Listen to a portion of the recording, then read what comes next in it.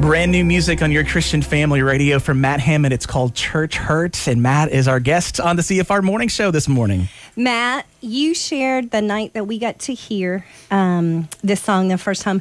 Would you share just a little bit about, as that child, that your parents walked out and said, hey, we are not anymore going to be able to go to this church? Could you share the heartbeat of that? As a young man, what were you processing? About how old were you? Yeah, so I was about 8 years old, and I just remember just how it felt to be like you have this family, and then all of a sudden there's this fracture, and you're doing life with these people, then all of a sudden it's like you're avoiding each other in the grocery store.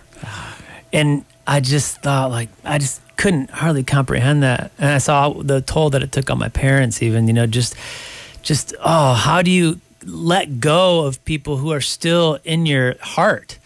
And I mean, the thing about it that I realized, and actually I write a little bit about this, I wrote a book called Church Hurt with a pastor friend of mine, Life After Church Hurt, to go with the song so that we could unpack the conversation more, because I felt kind of a responsibility to do that. But in that booklet, 7-Day Devotional, I write about how it's like when you're in a relationship with people and they're in your heart and in your mind, it's like you still have like almost like undone conversations in your heart and mind with them that never get resolved, right? Because you still carry them in your heart.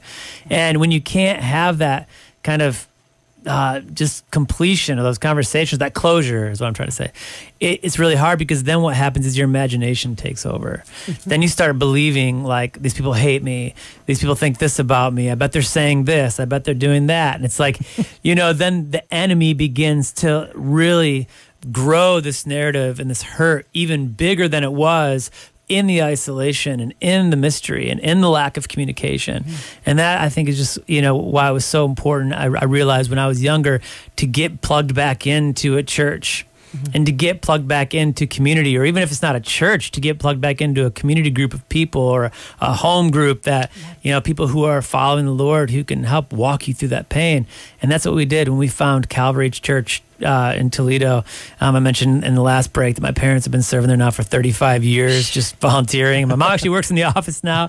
And, I think just watching the healing happen, and then to watch them, how they grew through more fractures, that they were able to guard their heart in a positive way and still love people through it and still remain in community.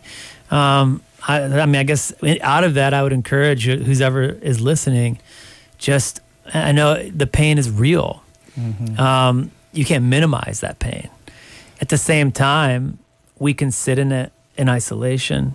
We can allow the enemy to speak lies to us, or we can get around people again who will speak life into us. And in that, one of the things that my pastor said that comes to mind was, he said, for years he carried the pain of being hurt by the church, like the big C, the church hurt me.